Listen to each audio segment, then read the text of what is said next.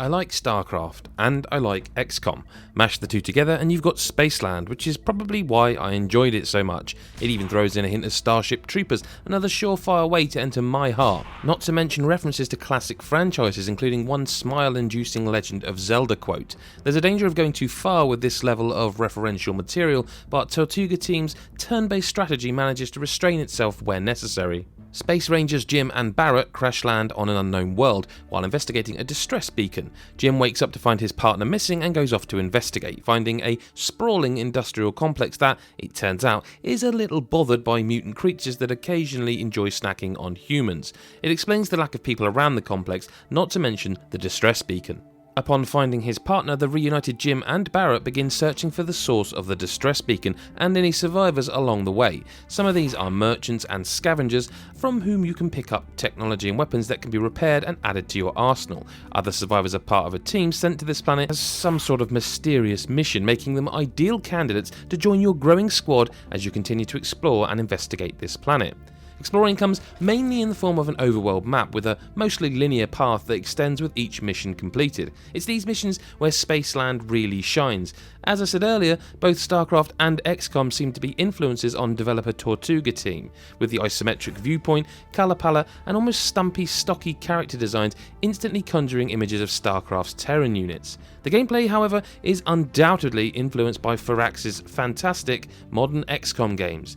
It's not a straight rip-off or anything, more of a homage, as Spaceland has a more bite-sized mission structure with some interesting conservation strategy required. Usually only allowing a 3-person squad, with that rule occasionally relaxed during certain story missions, you enter each environment on a grid of squares. Each character can move a certain amount before their turn is over, then the mutant alien creature gets their turn. There are green and grey movement squares, and moving to a green square still allows the character to use an ability or fire their weapon, whereas moving to grey squares exhausts the ability to do any secondary action. If you've played XCOM or even Mario plus Rabbids, then you'll be instantly at home here. Unlike those games, however, Spaceland's characters only have a limited number of shots for each mission. You can't just take out every enemy and calmly reload whenever your clip runs dry. If you run out of ammo, the only option is to restock using the one-use crates that are sometimes dotted around the map. This adds to the strategic element, having to decide whether to save your shots or risk running into a stronger enemy with an empty gun, which, yeah, that happened to me. No, the character didn't survive. Anyway, luckily, unlike XCOM, death isn't necessarily the end for your characters. They're simply gone for the rest of that mission, unless the objective specifically requires the survival of a certain character. Otherwise, you'll simply be penalised at the end of the mission, or occasionally when a character's questionable pathfinding leads them into a mine for no reason whatsoever. Upon completing a mission, you'll be awarded coins and salvage depending on how well you did. Did everyone survive? Did you get to the exit within a set number of turns? Did you discover the level's secrets? Do those things and you'll be able to afford upgrades for both weaponry and equipment, which can be very handy the further into the game you are. Jim's ability to dash behind enemies is excellent, and upgrading Terra's healing ability is well worth the spend, not to mention better weapons and increased ammo capacity. Whereas XCOM 2, for example, doubled down on the difficulty of Enemy Unknown, Spaceland offers a more fun, less brutal experience.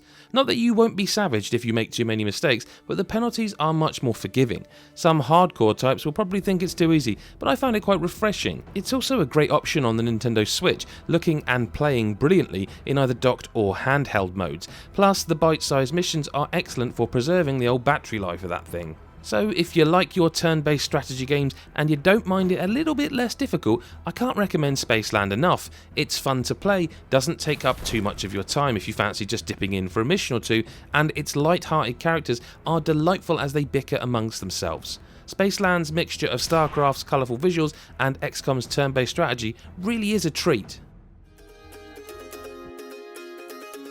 Hi, Adam from GodIsAGeek.com here. Thank you so much for listening to me read out Gary's Spaceland review over some footage he captured. That's how this works. We hope you enjoyed it, and if you did, maybe you could hit the like button and maybe a comment and tell us what you think of the game or what games you're looking forward to, because it's a strange old year, it's 2020. But do, whatever you do, hit subscribe and the bell button so you never miss the next review, preview, list, guide, tips article, or even just a little look at things we're excited about. You can find us on all social medias at GodIsAGeek, and thank you very much for watching at this time. We really appreciate your view. We'll see you in the next one. Bye for now.